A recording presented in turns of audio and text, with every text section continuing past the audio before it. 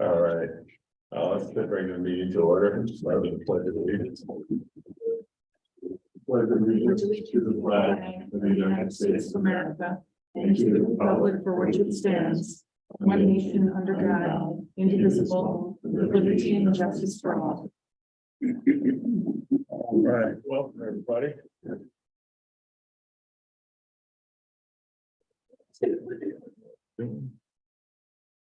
All right, we're going to start out with the fun part of these meetings. Dutchess County BOCES Student of Distinction. And Good evening. My name is Nick Mills. I'm the principal of Dutchess BOCES Career and Technical Institute. I want to thank you all for the opportunity for having us here this evening, and thank you all for the sharing your students with us. We are so grateful to have so many amazing students from Millbrook, including our own Anna Benally, who we'd like to recognize as our student of distinction this evening.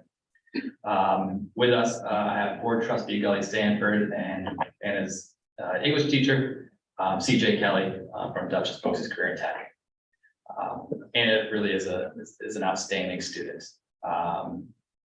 I have some remarks from her trade teacher in TV and film production. He couldn't make it this evening, so I'm going to read a couple of remarks, but I just want to share that, and you may not be aware, but we hold a main advisory council meeting twice a year. It's with all of our stakeholders and all of our community partners. And during that meeting, Anna was one of our student reps. We'd like to have student representation as well, so we have full representation of stakeholders to help support us in our program development. And I'm trying to figure out a way how I can recognize our valedictorians and salutatorians without just having a simple meeting at my office with their teachers. And there's Anna, and her teacher was running the camera for our main advisory council. And I thought, what a great opportunity to announce Anna Benally as our CTI valedictorian this year. So thought you folks should all know that. very cool. It was a great opportunity to have so many community business partners there. To help share in that, because I just had a lame meeting scheduled in my office. So, actually, the security and law teacher who had a salutatorian was not in the room, so I whispered over to my secretary, "Why not we grab Frank? I think I see an opportunity here." But we're here to recognize Anna. I just want to read some words from her teacher, Mr. Brown. "This is the second year that Anna has been in my class, and since day one, she has distinguished herself as an outstanding student. Anna is a conscientious worker in class and always willing to help others. Her ability to grasp complex ideas and to simplify them have helped her become a better student. Break down those ideas that has helped her when working with other students. Anna is one of my go-to students that has the skill set, welcoming personality, and insight that will make her a success in whatever field she chooses to pursue. Anna regularly steps outside her comfort zone to try new things.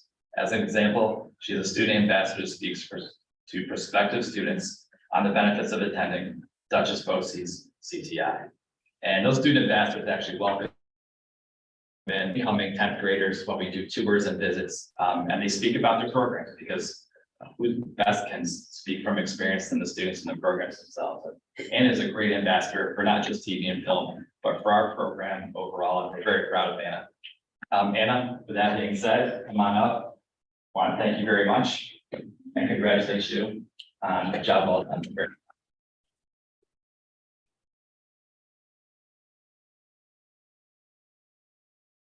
I know you all have very important business to get to. I'm going to ask the parents, folks, get all just stick around so we can take pictures and some publicity. CJ, did you want to say a couple words? Only that Anna is one of the bright spots in my day. Whenever I walk into that classroom and Anna's there, it's going to be a good day. She's the kind of person who's not just good at what she does. She's the kind of person you want to work with, because she doesn't make you say, "I'm good at what I do." You know she is. And that's the kind of person who's going to succeed. And CJ whispered to me a moment ago. She said, "Look, if I had a classroom full of Annas, I teach Law maybe." So I think that's fine. We all know how challenging education can be, but I think you're a bright spot in that. So thank you and congratulations. Well, Anna, from the board, from the district, you know, I especially love CTI and think the world of it. I went there before electricity was invented, but hey, it's such a great opportunity, and it's obvious that you represent Millbrook at BOCES in the finest way. So I just want to say thank you. That's a wonderful, wonderful honor. So what are you gonna do? Next year, I'm heading to Purchase College for theater design. Cool, very nice, very nice. Well, good luck in everything you do. And congratulations, that's incredible. So,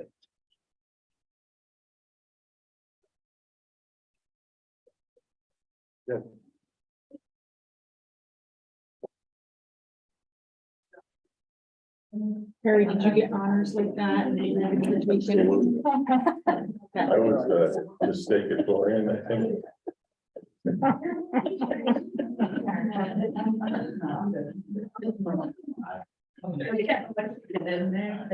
Oh, no, not me.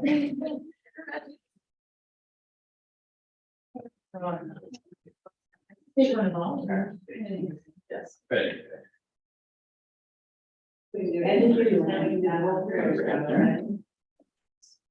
Kind of right. It's very good, it's very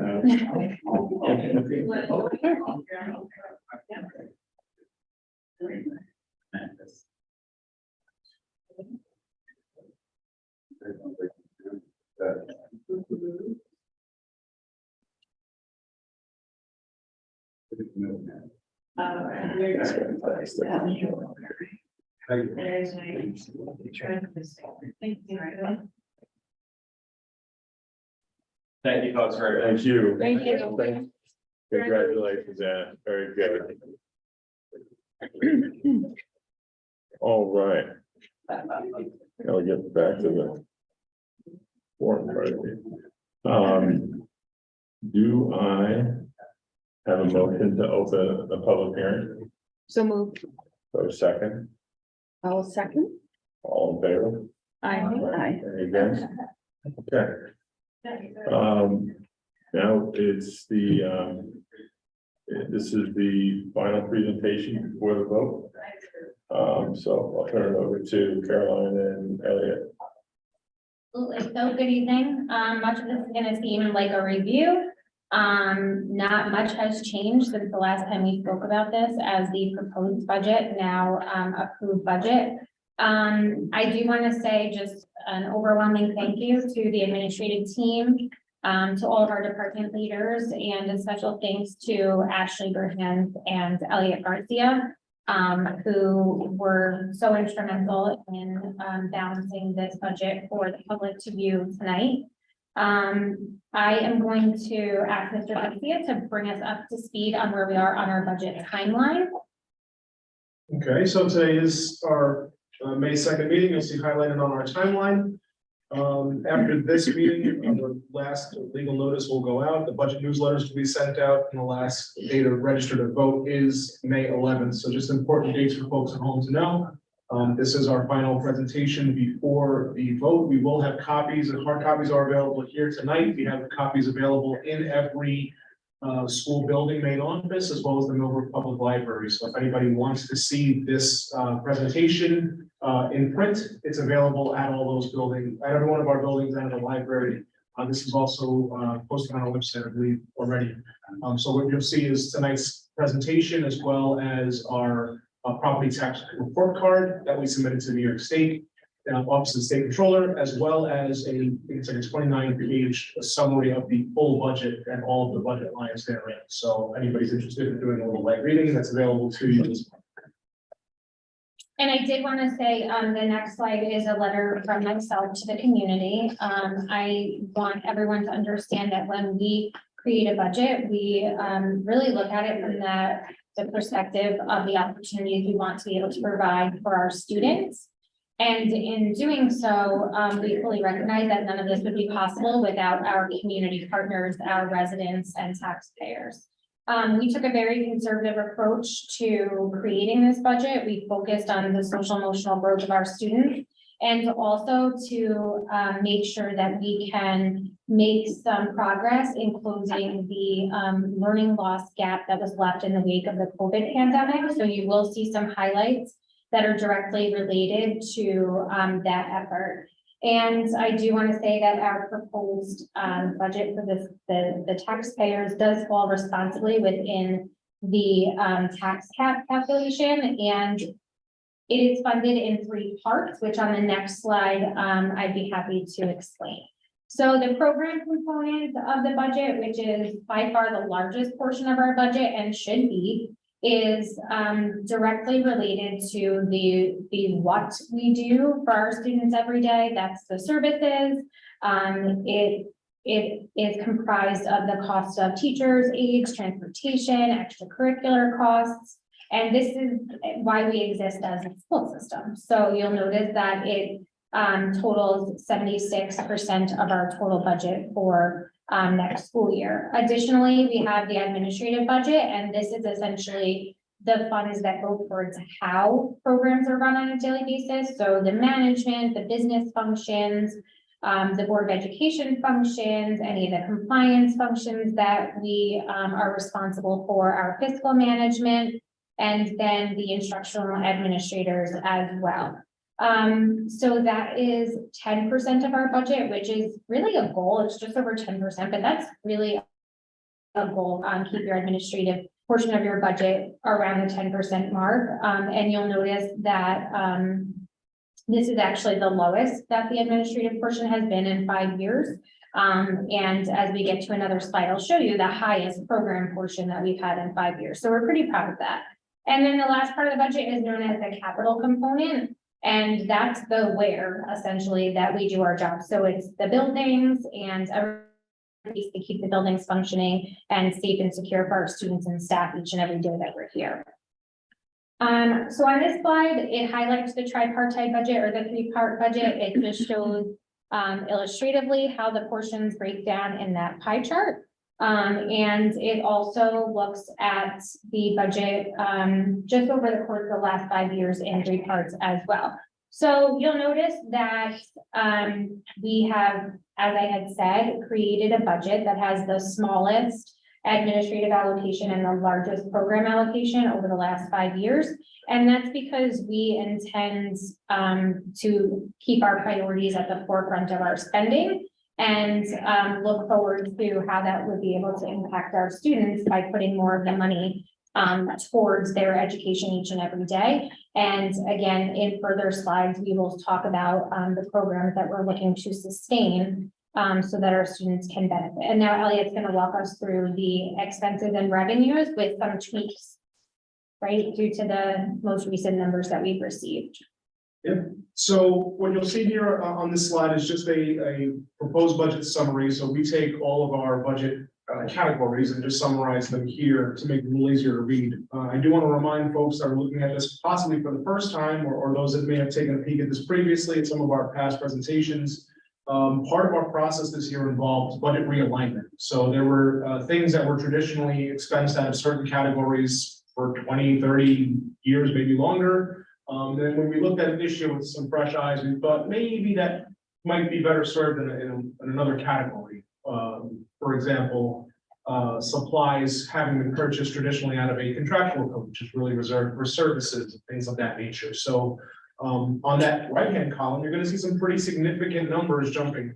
One of the other things that we did was we moved staff salaries, specifically administrator salaries, around to reflect our new organizational structure. So that's something that evolved over the last year. So there'll be larger dollar amounts moving from one category to another. So I say all that to say on the right-hand side, you're going to see rather large, in some cases, double-digit increases or decreases, but those are really just offsets. They're reflective more of movement than of net increases or decreases. And so when you're looking at the year-to-year changes, that bottom line is really what's most important and relevant, in that our budget to budget increase is just 4.11%, going from $32.6 million in the current year to a proposed budget of just $33.99 million, just under $34 million, or a difference of $1.342 million year to year. And as we stated earlier by our superintendent, our focus was to put as much of our financial focus on our program and student-facing work and reducing our overhead to the extent possible and practical without hindering our operations. So this is the expense side of the budget, and again, for those that may not be familiar, just to recap, we have two sides of the budget, two sides of the same coin, right? For our expenses, we want to also account for our revenues. And so on the next slide, you're going to see our revenue slide. This was updated last night as our state lawmakers thankfully got together and passed a legislative budget, which included updates to our state aid runs. While traditionally those tend to get reduced as they go from the governor's proposed budget to the legislature, we actually saw an increase of just under $11,000 in our total state aid package. So that was helpful for us. It's encouraging. We hope that that's what we actually get in the fall. Because again, for board members, we remember we spoke about, we get these numbers 3 times. We get the governor's proposed number, what the legislature actually agrees to, and then what we actually get, and those don't always line up the same way. But this is pretty encouraging that we received a little bit of a bump, no decreases, no significant decreases to our aid. And what that allows us to do is reduce our fund balance appropriation accordingly, right? So if you remember the last time we showed this slide, we talked about how some of our expense budgeting is contingency budgeting in the sense of like, in case this happens, we have money for it. Things that were required by law to be prepared to do.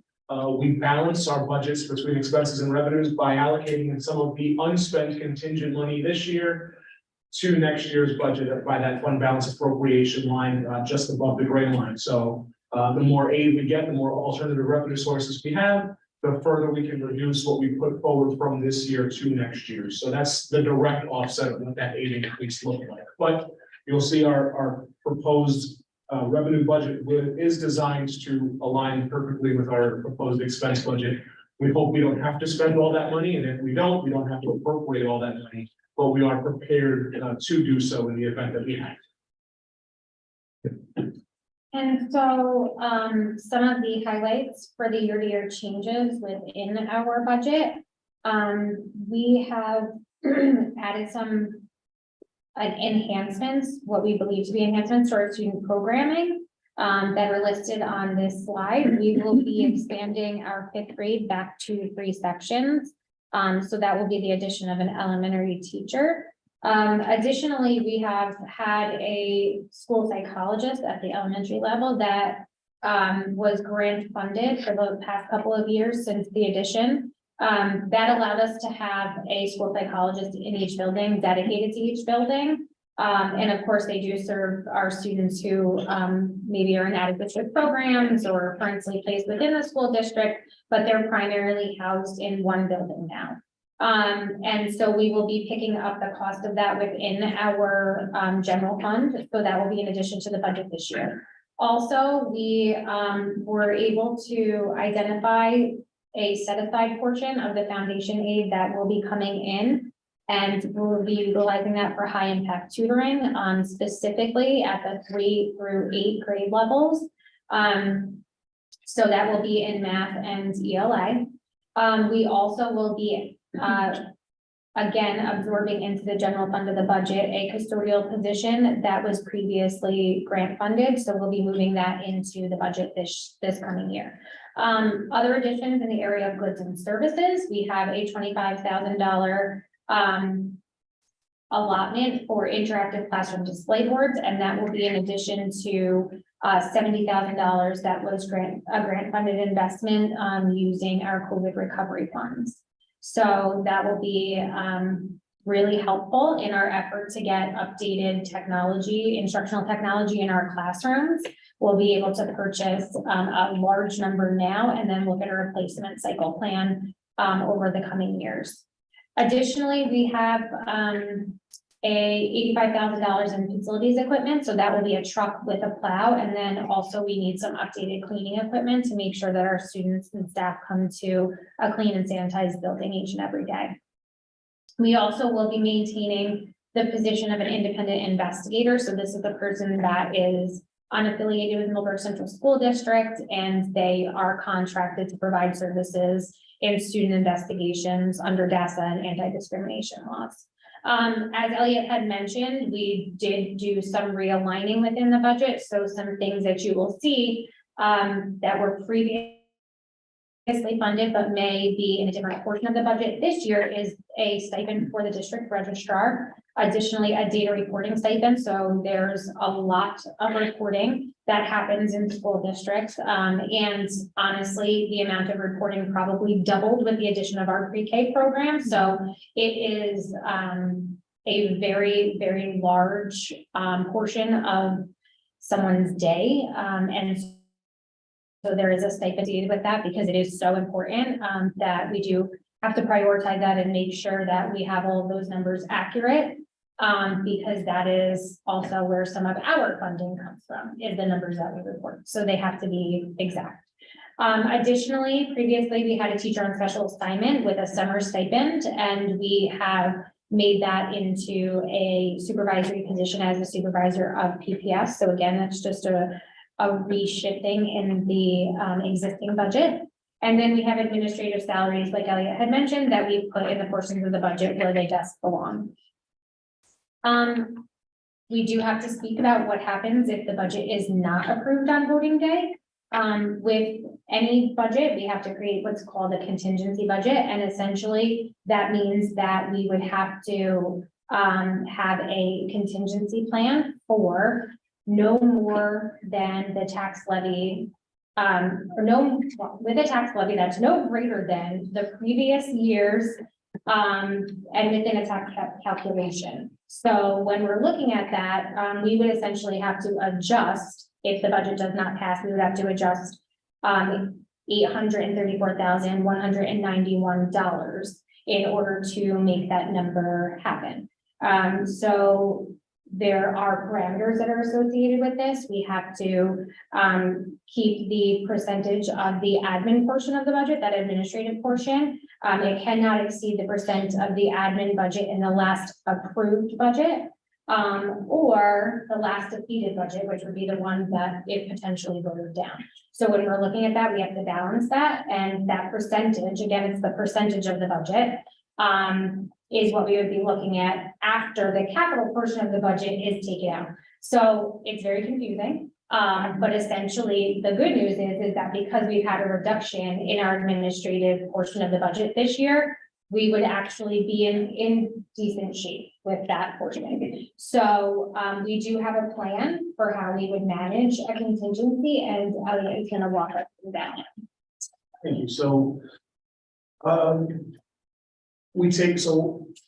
as you noted, the admin portion doesn't have to shrink percentage wise, but we are required to remove all non-union salary increases and all equipment purchases. So, sorry, John, you're moving this. Part of that cut, as well as our instructional technology equipment, those display boards, those are the kind of things that we were very happy to have in the budget, would have to come out under a contingency budget. So we call those non-contingent expenses. They all come out. So what you're going to see is three categories on this chart here. The salaries for non-union staff come out, the equipment comes out, additional cost items that we've identified.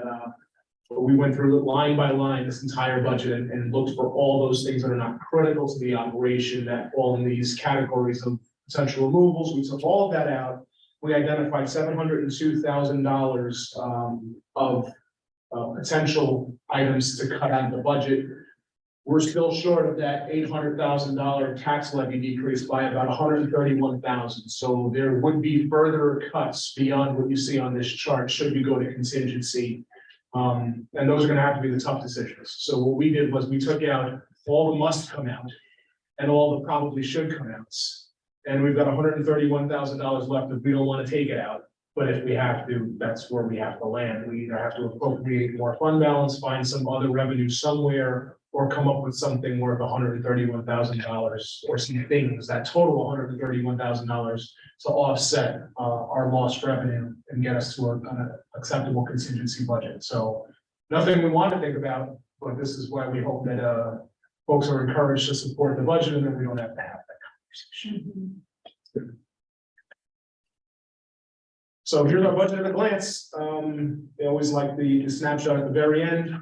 Budget's a budget. Once again, we're going from this current school year having a $32,656,000 $404 budget to a proposed budget of $33,999,373, or a difference of $1.3 million or 4.11%.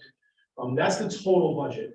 and what affects our taxpayers at home. What people really care about is what that bill is gonna look like next year in September and October. So the tax levy portion of the budget is going from 25.4 million to 26.2 million, or a difference of 834,191, or 3.28%. So once again, the budget itself is growing faster than the tax levy. We're trying to be as conservative as possible with our taxpayers' money.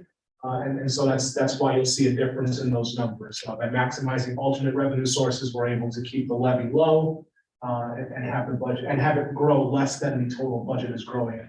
And as we opened the presentation, we stated that the proposed budget is within the New York State tax. Okay. Want to open it, well, first, does the board, anyone on the board have any questions? Are there any questions from the public? There are not.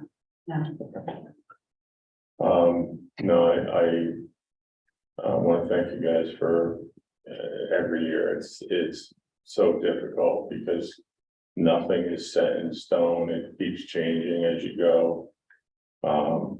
So thank you all for all the effort. With that, do I have a motion to close the public hearing? So moved. Do I have a second? Second. All in favor? Aye. Any against? All right. Well, hopefully we'll see everyone at the vote, 2 weeks, right? Next is the consent agenda. First, is there anything anyone wants completely pulled before I go into it? I have a question about number 3, just about some wording there. For Do the, you want to pull it, or do you want to wait until we make the motion and then do the question? yeah, I'll leave it to you. Okay. All right, do I have a motion to approve the consent agenda? So moved. Do I have a second? I'll second. Okay, questions, concerns, comments? Under paragraph 3D, I'll make it there, which is on page 2 of the last line Yes. there. Just, it says additional work billed at $1,000 per day. Would they let us know this is additional work that is now being billed at $1,000 a day before it gets done, or would they kind of send the bill, and is that something that typically happens? No. Okay. Yeah, so, for those that are not familiar with what stacking is, we have to track and account for every child that is in any way related to the Millbrook Central School District. So whether they are our enrolled students, whether they receive services from us, whether we transport them, special education services, we have to maintain records of all of that. And some of that is funded in different ways. And this is a company that we outsource the staff portion of our responsibility to. This is what they do every day. Most of it is very general. It's a back and forth between usually the PPS office, the business office, and them. If we were to ask them, say we had an audit or we had certain like compliance review, something like that, and we were to ask them for additional work, they were letting us know that that would be $1,000. But in the time I've been here, it hasn't happened. Yeah. Thank you. Any other questions? Okay. All in favor? Aye. Any against? All right, back to the. Do a motion to approve the Board of Education meeting schedule for 23-24. So moved. I will second. I'm curious what the board would think about doing that July meeting on the 3rd of July. I know July is just a horrible month to try to meet. But for a number of reasons, including I don't really like having no officers in place. Like if we moved it to the 18th, we would have no officers in place until the 18th. what does the board feel about moving that meeting? And I know the third is, just a crappy day, but like to actually do this, but what's the board's thoughts on modifying that calendar? I don't have an issue. I'm okay. You okay, Chris? It's okay, I'll be back in town. Okay. David, you're out, but I would miss the third, could you possibly call in without being hurt? All right, we can take this up again, but I would like to move that we modify that, then when Chris and Howard are with us, we can, if we don't have a quorum, or really, we need, because that's when we do the organization, we need the full board, but I'm not sure I don't know. Why were you saying that we can't do it on the 11th? I'm sorry. We don't. I won't be there on the 11th, Oh, and if we move it to the 18th, because there's only one meeting in July. yeah. Legally can't. Right, if we move it, Oh, or okay. if we tried to move, we wouldn't have, plus even the 11th, that means it's 11 days without officers in place. Gotcha, right. Um, Is there Alright. any other day of the week that works better, the first week? Like, it doesn't have to be the third necessarily. Well, the fourth Yeah. is, the second isn't that a Sunday? Yeah, and not before. That's not good. I mean, me after the 4th would be better, but I can do it. I just know where we'll be. I won't have the ability to pop on Well, virtually I for sure. mean, if, But- do we have to legally approve this tonight? No, Okay. no. Why don't we table this Okay. until the next meeting? Worst case, we'll just leave it where it is and do the best we can. Yeah. Okay, all right, so we'll table that motion. All right, next is the donation from the PTO. Do you have a motion to accept? So moved. Wow. I'll second. Good. Any comments, questions? Thank you. Oh, thank you. Yeah, that's very nice. Very nice. All in favor? Hi. Aye. Any against? Okay, approved, policy in 120, Title 6 policy. Do you have a motion? So moved. Do you have a second? I'll second.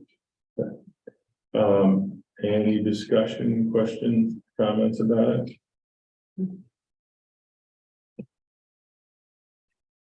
Yeah. No. How do we have to change the motion to waive the second reading?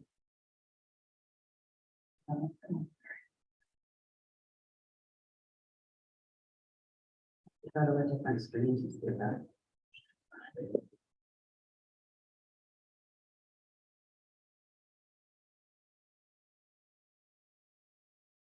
No, you're okay, because you're waiving it, and, Okay, yeah, it's all right, I'll part of that.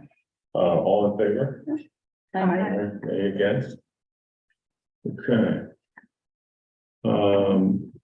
President, Vice President reports, only a couple of things, actually, one thing we'll talk about in exec session.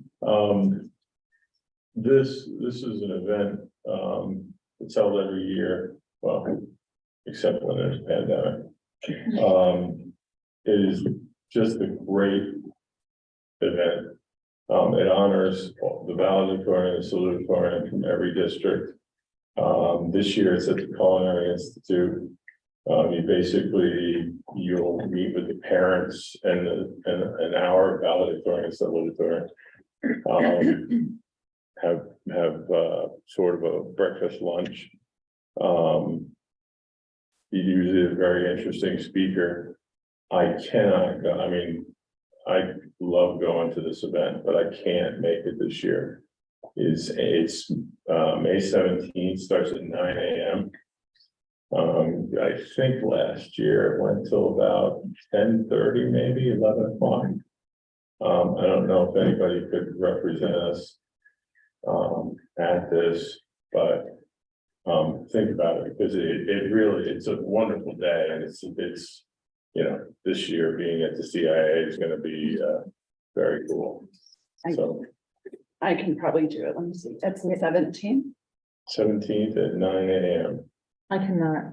Let me see. I'm pretty sure. I'm sorry. I have to look at my.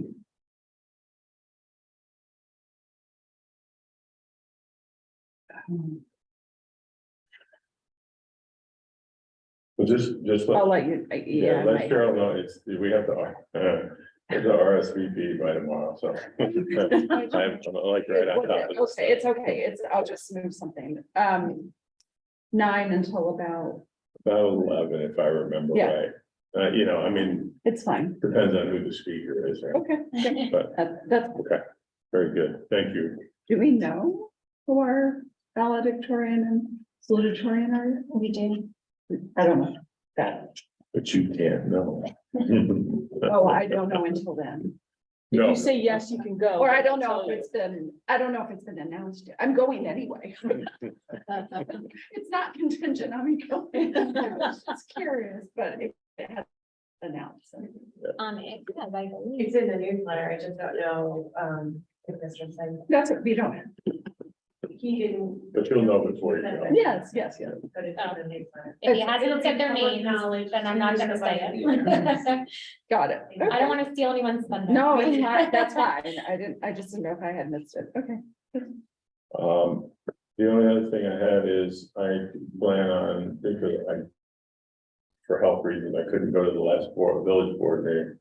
I think it's next Wednesday, week from tomorrow. I do plan on attending that to talk more about, you know, our traffic. I did talk to John Rudy about what was done when the high school was built, what was committed to, and all those things. So hopefully I'm fairly well prepared for it. I don't know, David, if you. I'm like, Anyway, that's all I have, I think, tonight. Well, The Dutchess County, school board meeting. Did you see there was an email from Kelly about that?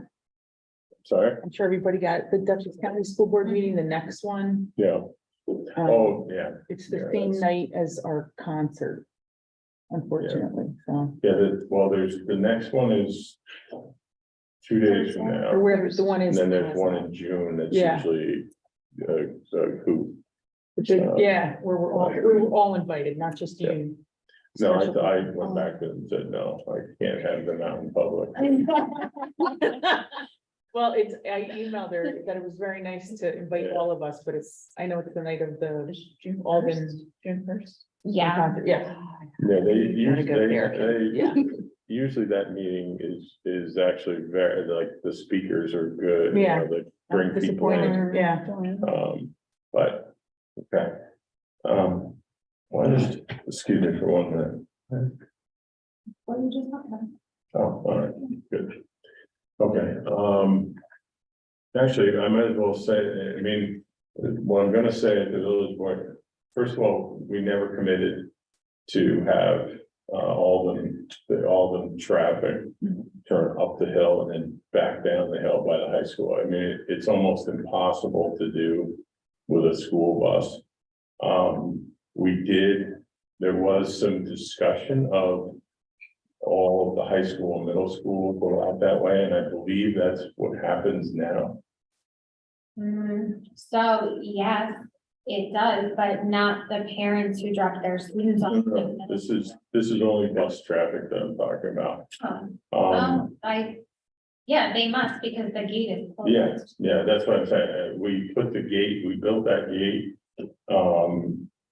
so that so that buses wouldn't go that way, and you can't go by the buses with cars, but again, you know, I've said this, I don't know how many times, we cannot control, you know, our parents, that if they want to pick up their kids from school, they pick up their kids from school. There's been some discussion about pre-K and how much, you know, that's the problem, that's what added all the parent. But I think it's the pandemic of parents haven't gone back to letting their kids be on buses, not all of them. And I know we're very early in looking at possibilities for improving the flow at all, at Elm.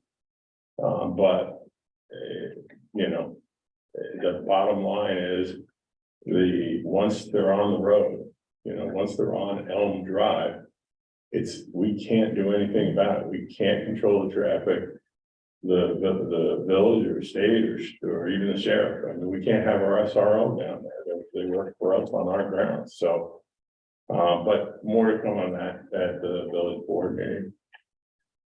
Okay. Caroline. So good evening, everyone.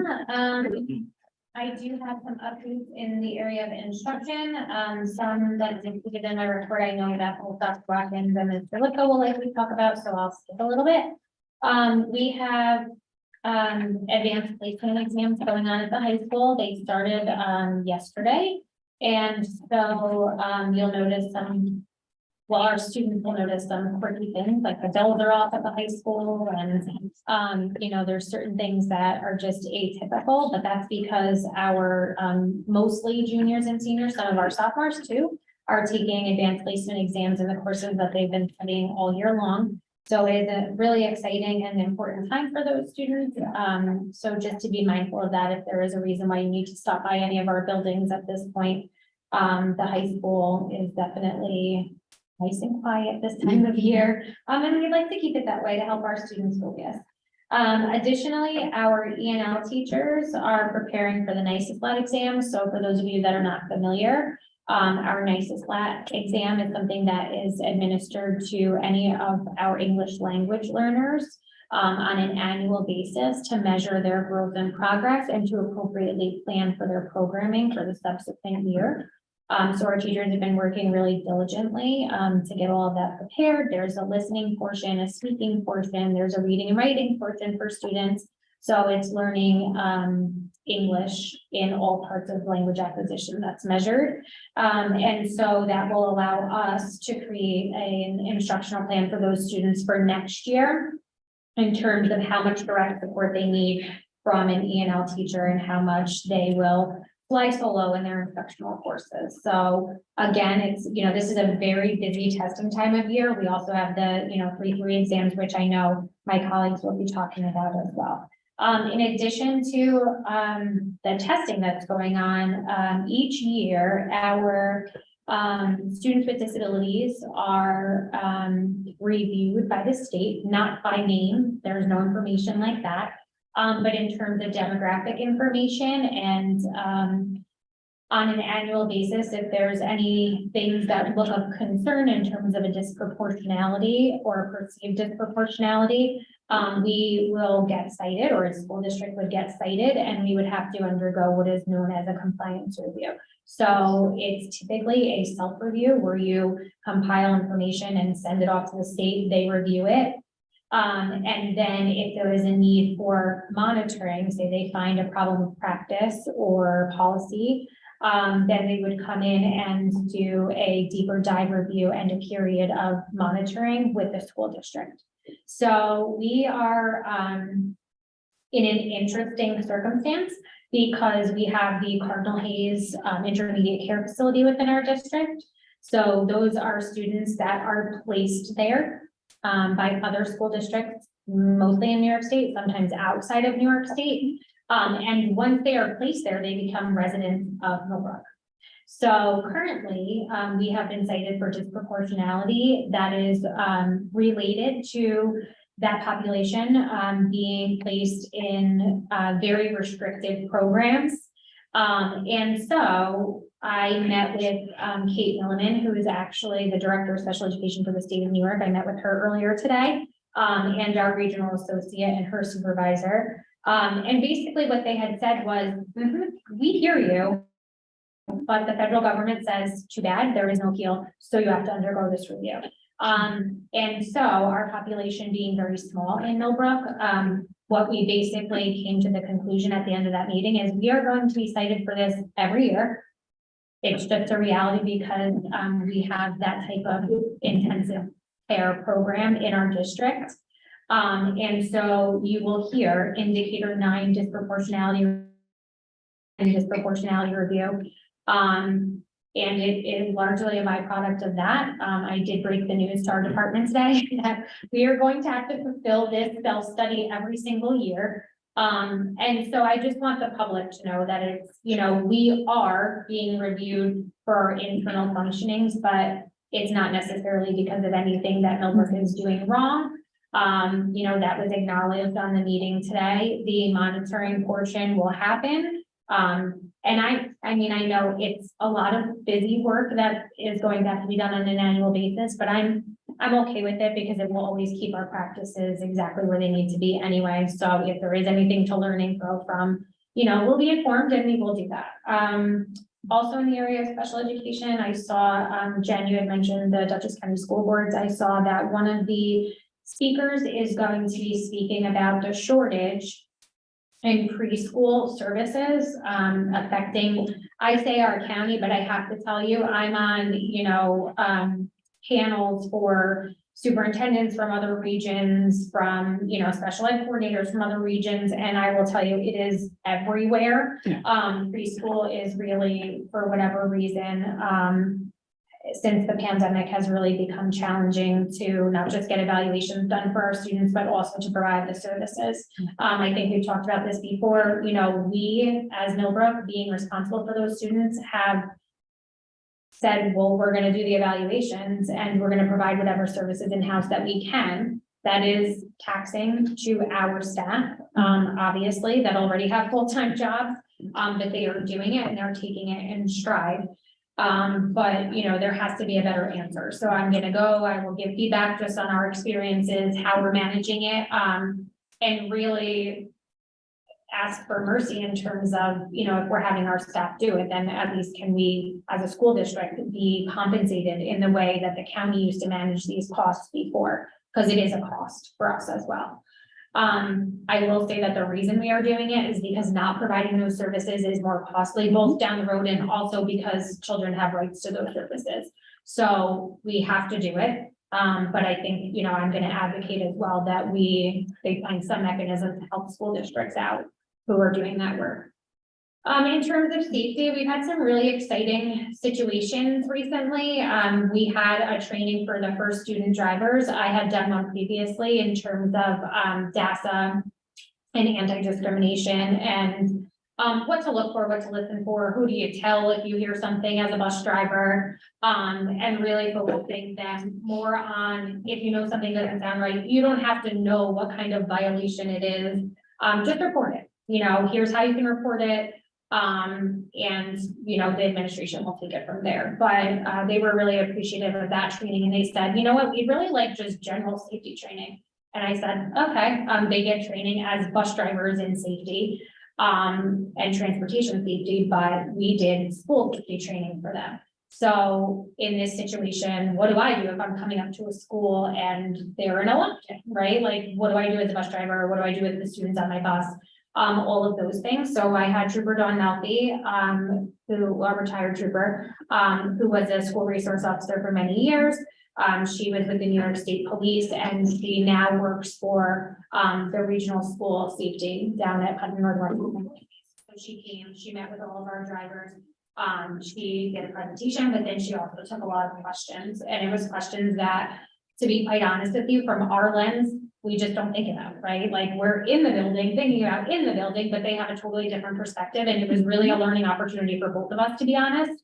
And so we were really excited to be able to provide that. And we actually have an ongoing dialogue with Jennifer over at First Student for more training that they would like to be a part of. So we're going to provide that for them because it helps keep our students safe. We also have 2 reunification training simulations coming up. One will be hosted by Alden and one will be hosted by Elm Drive, and the other 2 buildings will be working with their staff. So I don't know if Tom was going to say more about that. We've continued all of our drills in the building. Some of our buildings have completed their drills, and we also had 5 administrators go down to an advanced threat assessment training at Putnam Northern Westchester BOCES this yesterday. So all of our buildings have threat assessment teams. We've been trained on how to use a threat assessment instrument and to identify whether a student poses a threat, right? Like they don't have to make a threat to potentially be a threat, and be able to look at behaviors, history, and all of that, and be able to assess along with law enforcement. They're not flying solo, but law enforcement and our mental health staff, whether or not the student or adult, doesn't have to be a student, poses a threat. So we were able to send them for an advanced training on the same topic. And we appreciate Putnam Northern Westchester BOCES for hosting that, but also for setting aside 5 seats for Millbrook. We're not even within their region or their catchment area, but they're always really good to us in that regard. So we appreciate that. We also had a meeting with Training Technologies. They came here and met with the capital planning team about a possible energy performance contract. Before we would be able to engage in any kind of contract, we would have to have an initial evaluation where they would literally walk the buildings and look at every single bit of, building and window and switches and lights, and be able to determine what they feel that they could save essentially by doing upgrades to some of the systems within the building. So we will have that potential posed before the board on the first meeting in June. The second meeting in June. So we'll be bringing forth information about that, and that would be for the initial evaluation. I do want to say that I had the opportunity to go to the production of Mean Girls at the high school. I'm really proud of our students. They're so talented. Actually, the team here, we went together on the Sunday performance. I got to see some of the little teasers, I guess you would call them, on Friday afternoon, and that was great. But honestly, by Sunday, they just had gelled so well, and they did such a fantastic job. So I'm really proud of all of our students who participated in that. And I believe Anna, who was here earlier, I believe she was part of Teach Crew. So she was involved in the production too. We had Grandparents' Day return to Elm Drive, which was really exciting after a couple of years. You could just see the joy on the faces, not just of the students, but the grandparents. They were just delighted to be there with their kiddos. And I think Mrs. O'Connell did something pretty cool where she had families send in recipes from their family or their heritage, and they made an Elm Drive recipe book that was then shared with all of the students and attendees. So I thought that was a lovely idea. And we did open Grandparents' Day up to special seniors for students that maybe grandparents live far away or are no longer with us. So that was a really nice idea as well, to make sure that it was inclusive. In terms of funding, we did our public budget hearing, but additionally in the area of funding, I wanted to congratulate Samantha Holtzford, who wrote a competitive grant to the Office of Mental Health, and that is funding our character and anti-bullying education in all of the buildings. So that's part of the planning for next year. Samantha was able to obtain funds through the Office of Mental Health. So I did want to congratulate her on that effort. And we also had an awesome college and careers, a huge success. I'm sure he will talk more about that. But I did want to just say that there was such a buzz in the gym. The students were so excited to go about and just learn about different careers and look at different schools. And to Dr. Watkins and Samantha Holtzford and the guidance counselors credit, this was the first year that we actually brought 8th graders over.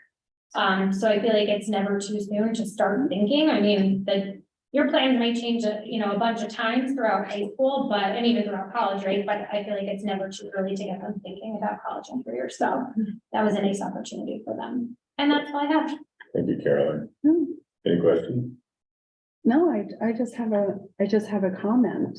I know that you've already highlighted the the award that our music department recently received. I'm just so excited that I did a little bit of, I looked up what NAM is. So it's the National Association of Music Merchants. And apparently, so first I want to thank you for putting it on the website, and you also just spoke about it in the Millbrook Minute a while ago, but I was really curious what it was all about, because I'm new to this music thing. So apparently 830 school districts in the nation receive it. Now, of course, I want to know how many school districts there are.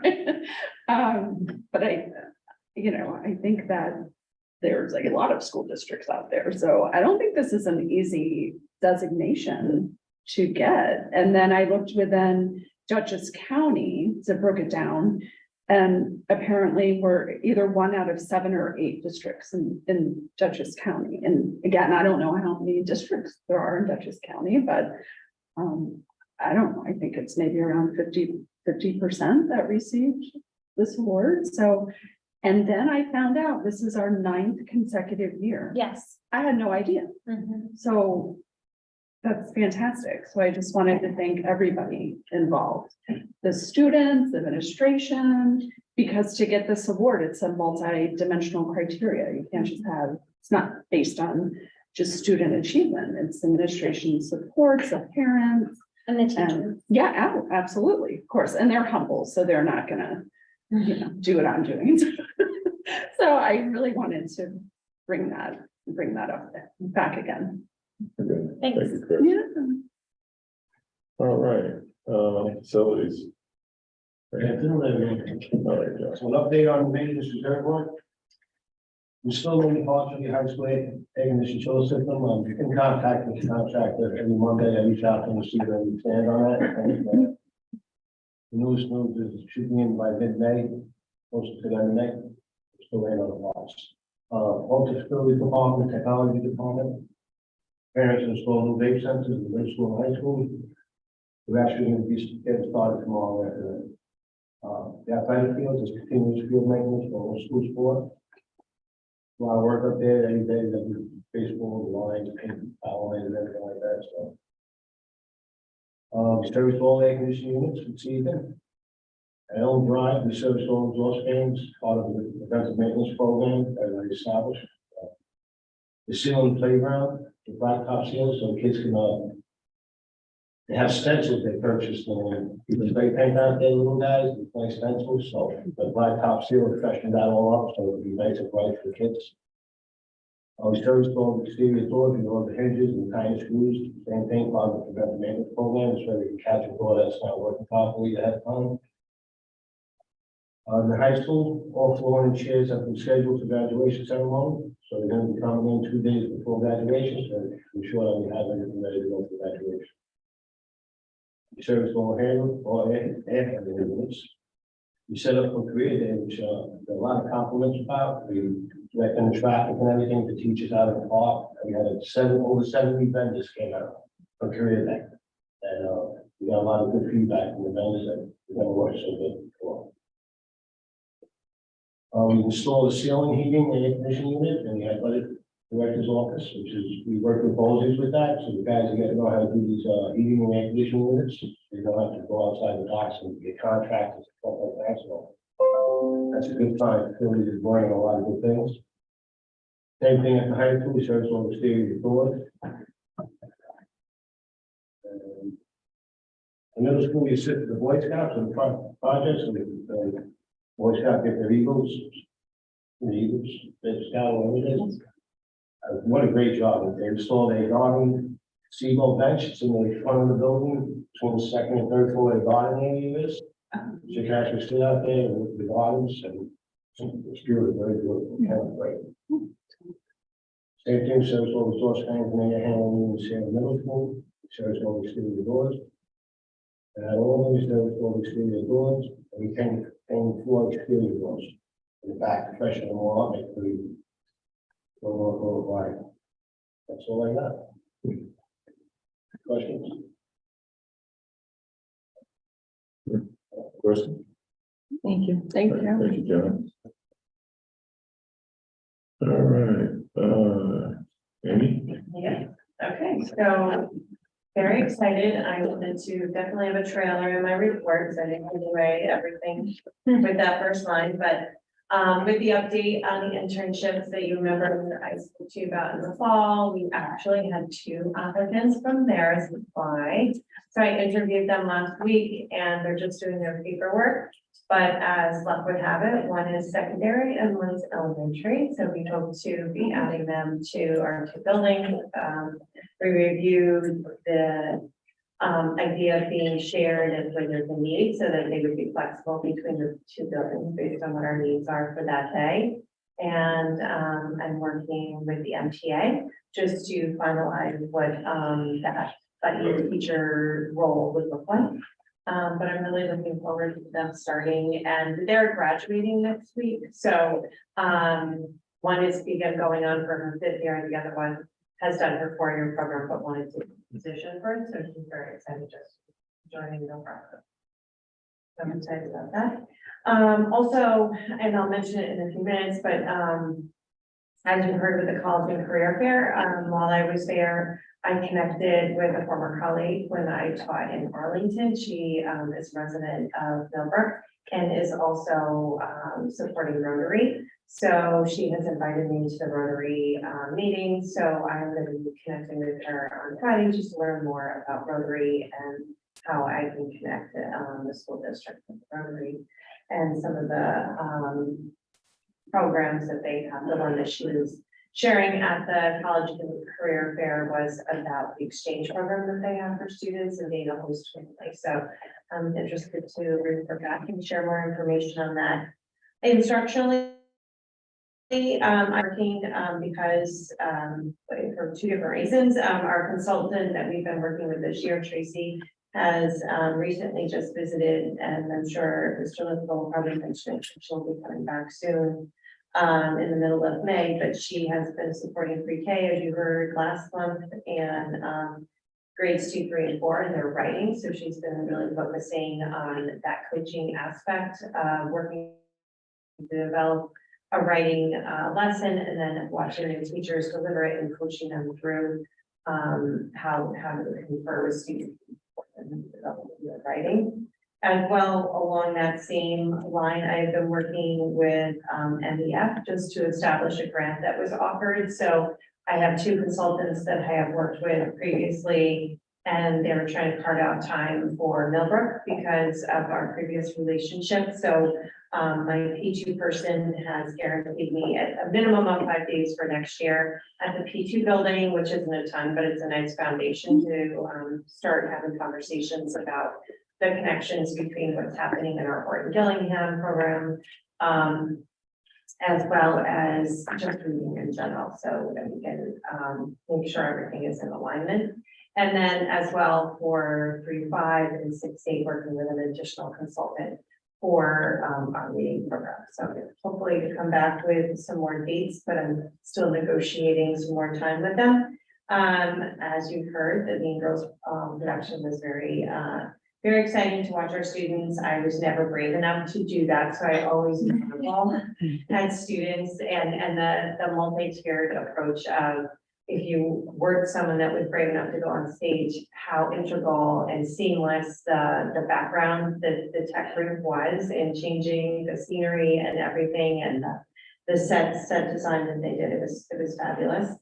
And I have to say, having come from a very huge district where we had college and career fairs, a huge shout out to our school counseling team for having 70 college and career vendors. That's something that our previous high schools and Wappingers were fortunate to get that many. So I think it speaks to their hard work and the connections that they've made with those colleges. And I would also say that in addition to an 8th grader not maybe knowing where they want to go to college, I feel that those are it was a wonderful opportunity for them just to be a big kid in high school and have that informal transition, like moment of like, this is gonna be So I think that that's a really nice informal opportunity for our students. I was really excited to see it come to fruition. I had also tweeted out about Arbor Day. I was able to sneak over to see our first graders planting trees in front of town hall. So our village hall. And it was very exciting to see our little ones with shovels trying to put dirt into the pile, but it was exciting. Caroline and I recently had a meeting with PNW BOCES just to go through additional supports that we can offer our teachers. I'll highlight a specific one that we discussed today was with math coaching. So we spent a good deal of time looking at our literacy as clearly that's so important, but also in addition to the Eureka trainers that we've had come in this year, how do we work in that coaching model? So we have the tactile supplies that they need, they have the formal training, but now building in that connection of what does a workshop model look like in a math lesson. So I'm excited to see that come into fruition, and we have some tentative days booked on the calendar so far. Myself and Ms. Holzberg recently and Mr. Kirsch attended the annual law conference at BOCES, which was filled with packets of information for us to refer back to. So that was great. And I will be working Thursday with both Mr. Lipka and Ms. O'Connell and some representatives from their team.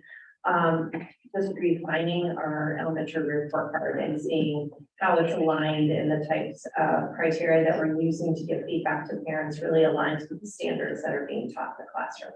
So more on that to come. And as you know, CBT testing took place in ELA. This week is paper and pencil testing in math. So I think the best part, and we highlighted it last meeting, was just for students that were brand new to it. I'm sure Mr. Lipko will speak to it too, that the students were like so excited it was going to be on the computer. So hopefully that doesn't wear off too soon. But they have to get used to it since that's what the state is asking us to do. So. And that's my part. Very good. Any question? Just one. Sure. Was it my misunderstanding at a previous board meeting? I thought both ELA and math were gonna be computerized this year. Did I misunderstand, or was there a change? It wasn't a change. I don't know if I didn't say it correctly. I could have, but math for this year was definitely paper and pencil. And next year, Both are next year. yeah, next year, everything is going to be the computer based. I think that because they've had exposure to the system, and you can speak to it more, Mr. Lipka, but I think that for districts, it's a challenge to give up the computation. Right. And the paper and pencil piece. So I think we were trying to hold out on that one. Sure. Personally, I think it's fantastic to sort of kind of balance it. right, ease them in, right? And then I mean, I would love to see, I know the scores don't come back until when, September, October? And all the. Something like that. But Sort of moving target. yeah, but it would be interesting to look at a, correlation between the students that, whatever students did take those tests this year and last, is there a stronger correlation when the format was the same versus change? I think it would be really interesting to look at. You would think there's a strong positive correlation for both. I think for us, participation is really a key factor to looking at those scores, just to see it's like, even if it was a slight increase of students participating in the New York State assessments versus not taking them. And I know I've been having conversations with Mr. Cabello about some alternatives to that, because ultimately for a school district, and yes, it's great to say New York's tell you, but New York State tell us. I think for us though, internally, how we can use the data is far richer than what New York State tells us. So whether it's a New York State assessment or a homegrown one that's allowing teachers to gather that data that if you want to use the medical analogy, the prescription that we're giving students on how they're progressing through their curriculum is working.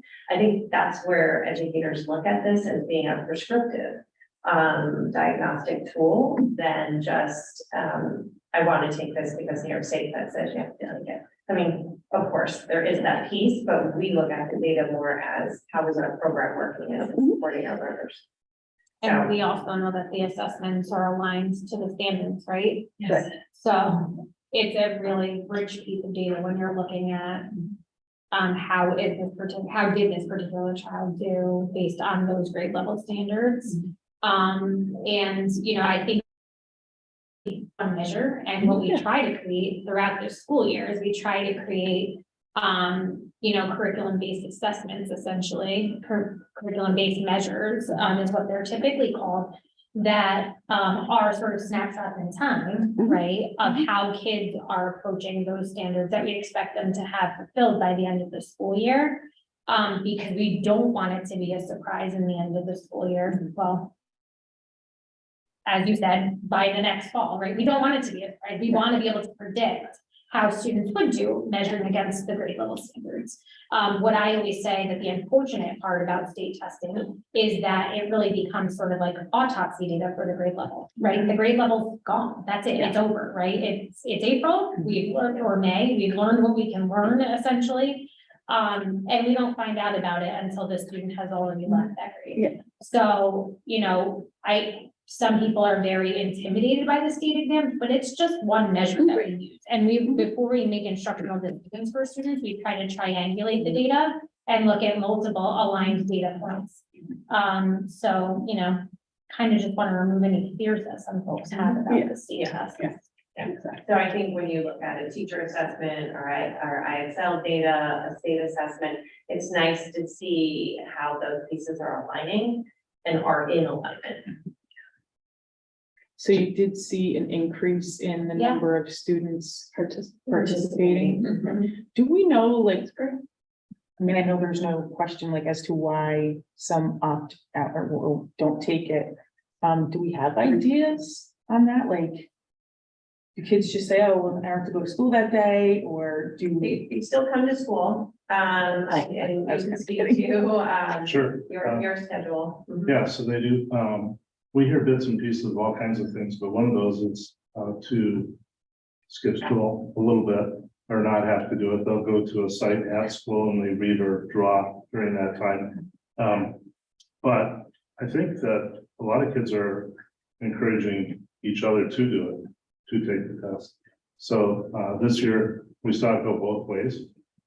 Some of the kids encouraging and some of them had tried the ELA test and then felt badly and didn't do the math test where they might do better. And it's funny, every year I kind of rate the people that opt out and say, assign them, well, they would have got a 2 or they would have got a 3 and vary it up, you know, and so on. But I, just make an educated guess at it. And I think that we sort of land where we will, no matter if we have the opt-outs versus what, where we are. I'm amazed at just through guesswork or whatever, but it looks like similar averages.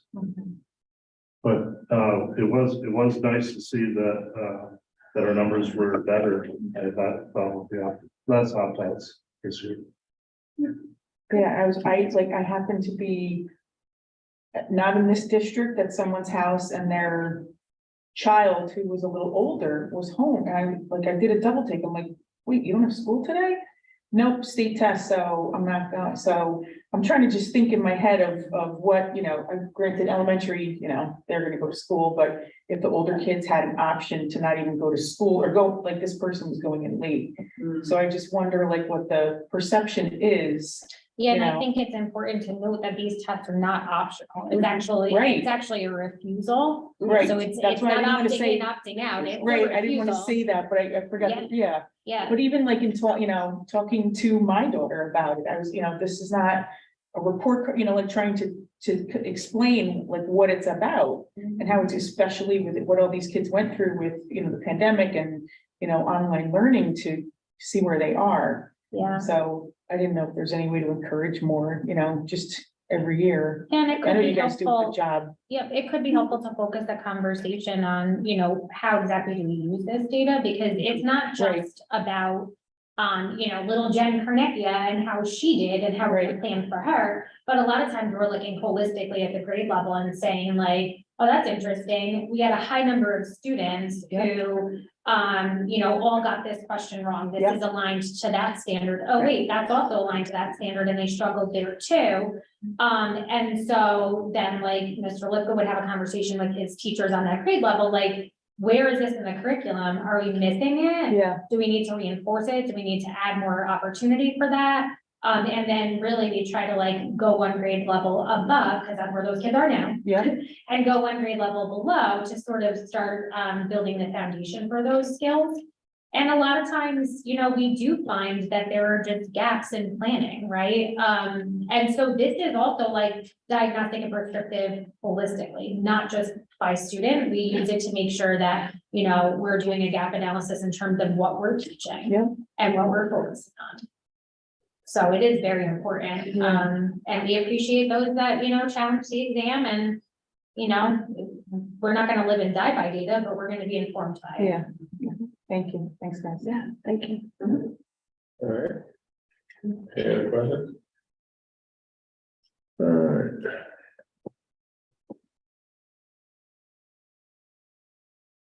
It's. Oh,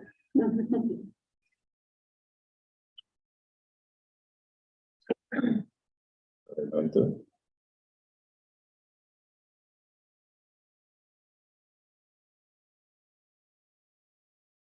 Huh?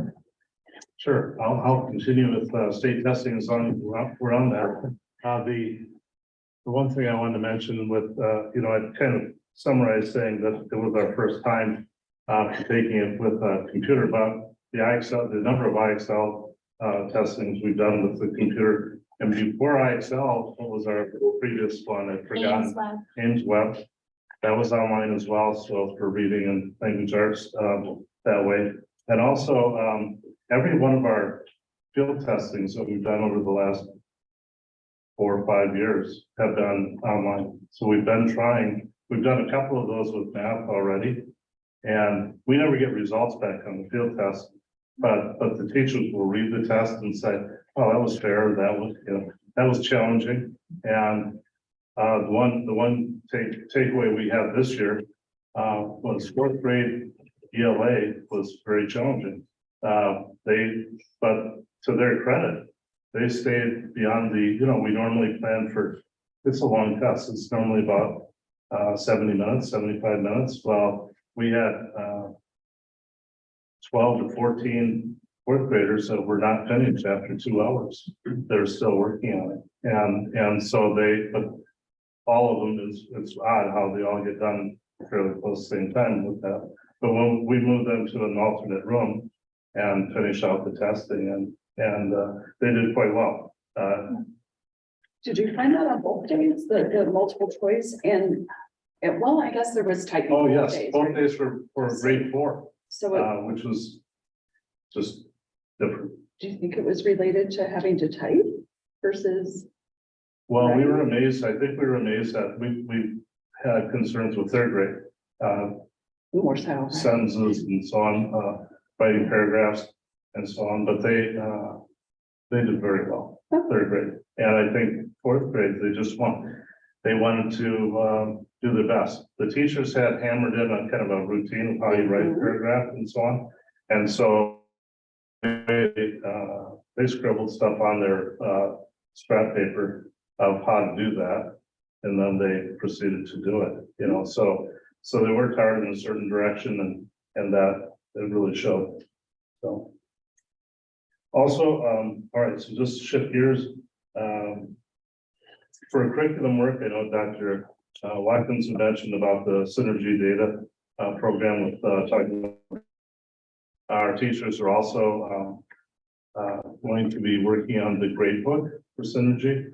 And then they're going to turnkey the training that they received for their colleagues. So we're excited about that. I put a little blurb in about IXL questions because somebody, well, I think it was Dr. Watkins again, had sent me this note that says, over the course of the past week, no questions were answered in ELA, math, and whatever. And then one of my teachers showed me, well, that's because I haven't added you as a person on here, that you can't see that. So because I showed them, and so they went to their specific class where they were, each student probably answered 200 questions that week, which is different. But one of the things I want to mention for the kids is that in third grade, one of our students has answered 3,200 questions this year. I don't know how many of those are right, but they answered several. A fourth grader did over 6,000. 3 fifth graders are over 5,000. So they've been very consistent on getting, working toward improving scores with IXL. On the safety front, I just want to mention that, our drills are all completed now. We did work through fire drill last Friday and a lockdown yesterday in order so I could say that. So we're done with our drills. And most of the buildings also are close to completing if they haven't already. As far as our reunification drill, we have that on next week on Thursday afternoon. We're hoping it goes well. There's a team from Putnam Northern Westchester BOCES that'll be helping us out, observing, and then by the help that we'll get is how we could have done it better or what we would do to improve it next time that we do these. So we're looking forward to that. It should be a interesting reunification thing. I wanted to mention from Kindness Club that we've had a lot of rain lately, and so they get these outside activities that sort of fall apart at times. But they're looking at doing indoor work with making kindness murals and decorating our hallways with those.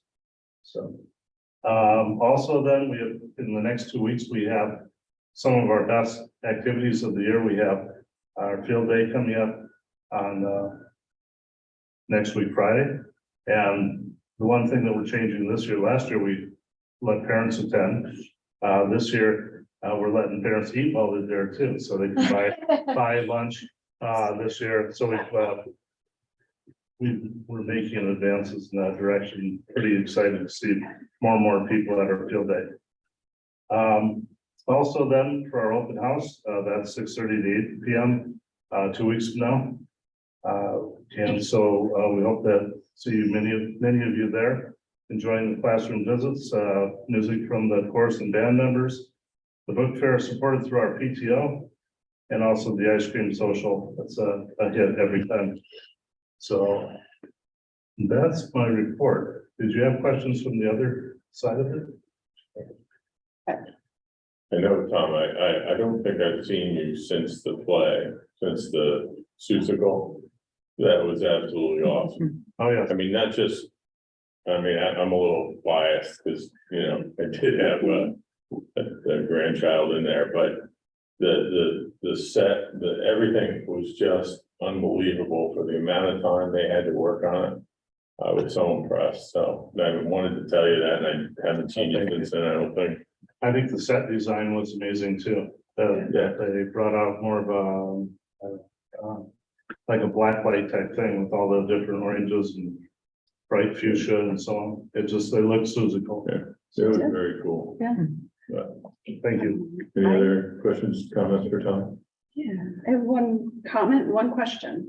So my first comment, and I know John is gone, but if this can get back to him as well, the 2 employees that have been working at parent pickup with the traffic, and phenomenal. I mean, they're making sure kids are crossing at that crosswalk, and I mean, interacting. I mean, so I don't know, I'm just blown away. They're doing a great job. I'll certainly share that with them. Please Thank tell you. them. Yeah. And then my question, so it was related to IXL. That's certainly a lot of questions that students are answering. And what jumps out at me is that it seemed like a lot of screen time. It's a lot of questions, but I'm wondering about the quality, so the accuracy of the responses, right? Are we tracking that? So IXL actually tracks that, and one of the things that it does is it calibrates the level of questions to where the student is. So it doesn't actually let them run on forever getting them all wrong. Okay. It'll actually calibrate to like the level that they are essentially performing it, and then it will start to like go back and increase until it sort of hits like a ceiling. So the point of it is for them to have quality practice, because Right. we know practice makes permanent, so we don't want them practicing wrong. Right. And so IXL actually does that based on like the continuum of what they'll learn throughout the school year. And one certain aspect of that too is that if they get X number wrong, they go back to square one and have to start that process over for that concept. And so it's almost like not getting your high score on the video game, that the students, they want to achieve more and more, That's get right. a higher score. Yeah, I just remembered that SRI testing, the scholastic reading inventories on computer as well. So this isn't new at all for them. No, just want to make sure that we're getting the meaningful data, maybe with not the least amount of work, but There may be some fluency activities too, where they, for instance, a 5-minute drill type thing. Yeah. If they zip through fluency activities, they could wipe out 100 questions very quick. right. So. Yeah, and then teachers who are, really like assigning IXL work are also monitoring that. Some of this is students who are just taking it upon themselves because they want to build their skills, which is awesome too. Yeah. But the teachers, I know in Tom's building, they are definitely reviewing that data. They're in there all the time. So, they would also be adjusting instruction and, if it's a student who's in AIS instruction, I know Mrs. Quint is all over. Okay. To make sure that they're tailoring and personalizing that, so.